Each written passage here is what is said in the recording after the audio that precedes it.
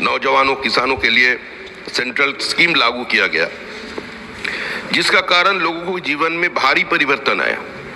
परंतु अभी भी कुछ राज्य है जिन्होंने कोई केंद्र सरकारी योजनाओं को लागू नहीं किया, अगर इसका नाम बदल दिया। बड़े दुख के साथ कहना पड़ता है sir, my question regarding Vishwakarma scheme. अभी उत्तर में कहा गया कि टीआईसी और एसएमसी नहीं होने का कारण ये विश्वकर्मा योजना पश्चिम बंगाल में लागू नहीं किया गया। सर, माननीय मंत्री महोदय से मैं जानना चाहता हूं आपके माध्यम से, जो सरकार की तरफ से क्या कदम उठाया गया कि विश्वकर्मा के अंदर जितना सारे गरीब ऑनरेबल रहते हैं, कब ये होगा? सभापति महोदय, माननीय सांसद महोदय का कथन 100% सत्य है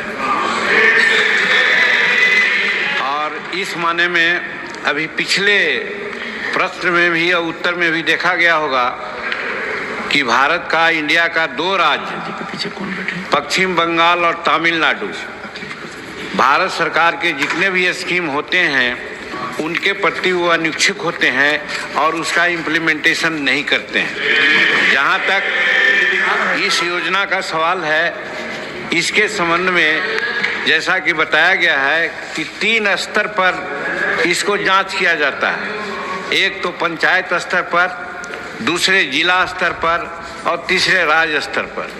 ये सारी कमेटियां राज्य स्तर के माध्यम से बनाई जाती है और जब राज्य स्तर पर ये कमेटियां बनी ही नहीं तो आवेदन आते हैं, लेकिन उसका रजिस्ट्रेशन नहीं हो पाता, उसका निरीक्षण नहीं हो पाता, मतलब वो आगे प्रोसेस होता ही नहीं है।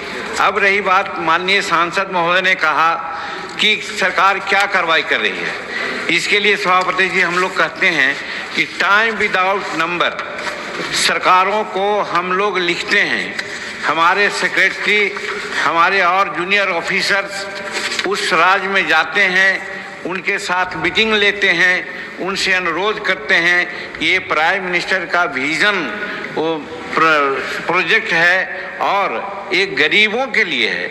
सर, इस योजना में 18 प्रकार के ट्रेड्स होते हैं जो छोटे छोटे उद्यमियों के लिए होते हैं। लोहार हैं, सुनार हैं, बढ़ी हैं, वाशरमैन हैं, इत्यादि इत्यादि, जो गांव में पाए जाते हैं। और प्रधानमंत्री का यही विजन है कि बड़े बड़े फैक्ट्रियों में तो हम लोग कुछ करते हैं, पैसा देते हैं, ये सब होता है, लेकिन ये छोटे लोगों को कोई नहीं देखते हैं। इसीलिए प्राइम मिनिस्टर विश्वकर्मा योजना चलाया गया है और इसके लिए प्रयास किया जा रहा है।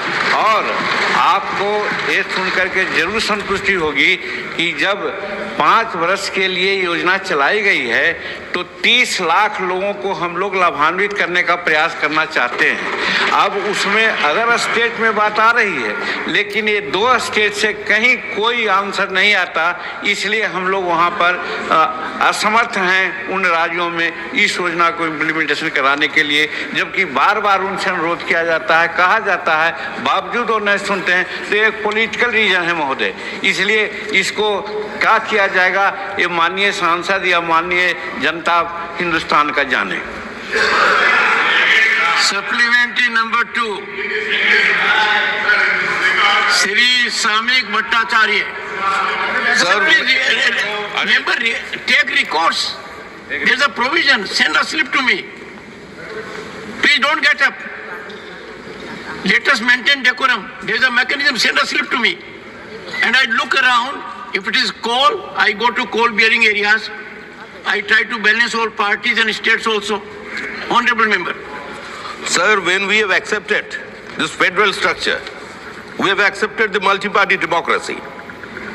If any state government is totally ignoring or defying this federal system, तो अभी सरकार का क्या कहना है? हमारा यही जानना है, पश्चिम बंगाल की गरीब जनताओं के लिए जो विश्वकर्मा स्कीम से लाभान्वित हो सकते हैं, पश्चिम बंगाल में आने वाले दिन में विश्वकर्मा स्कीम ये लागू होगा कि नहीं?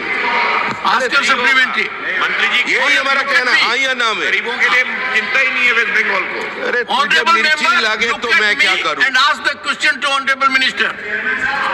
ये कब होगा सर? सर 7,78,000 एप्लीकेशन दिया हुआ है, कब होगा ये? हाँ या ना सर?